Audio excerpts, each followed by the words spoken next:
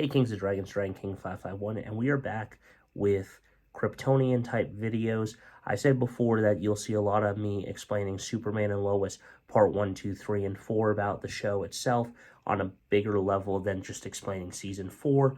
I also said that you'll see some stuff about me in an earlier videos from TikTok where I explained some of this stuff already, but I felt like doing it in a bigger limelight of saying how I would rewrite how Kryptonians work. So first off, let's start from the bottom with my notes, and this one is, furthermore, there are too many ways to kill them, just like the originals in Vampire Diaries, where in Vampire Diaries, you know, there's the regular White Oak, there's the Hollow Witch Power, there's Marcel's Bite of the upgraded original, and then there's just way too many ways to kill them. There's the daggers and everything else.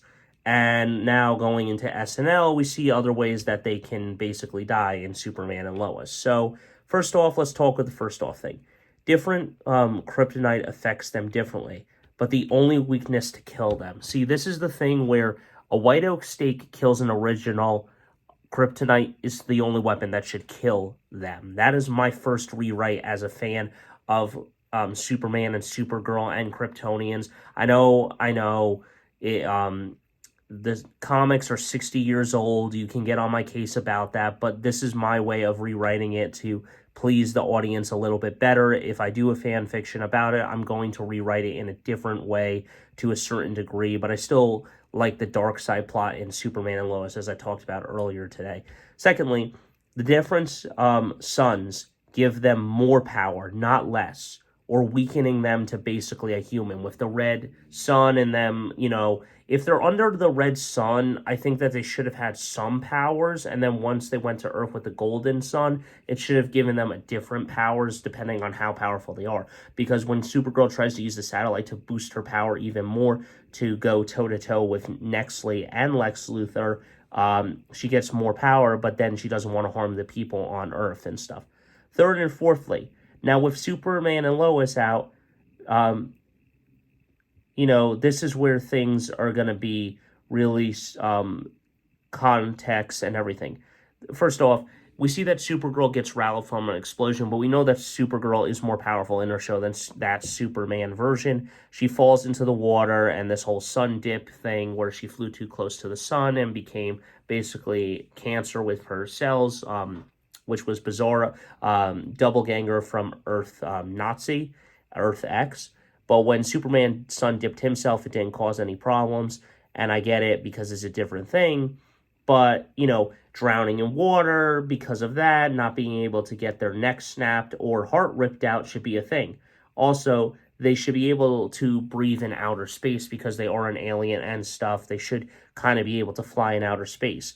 I mean, if the Martian Manhunter technically is someone as well that we can throw in here, and he lives on Mars where it hardly has any air on it, then he should be able to just, you know, fly up to those planets the same way Kara should be able to fly up and stuff, and same with Superman. As we see in Superman and Lois, Superman is fighting in outer space out of the atmosphere, and it seems like it just doesn't affect him. And apparently it happens the same way where the writers say, hey, we want to make an epic battle in Dragon Ball Super, so we'll forget about the context where Goku can't breathe in outer space just to have a great fight and stuff because he's a god deity power. That's basically what that was.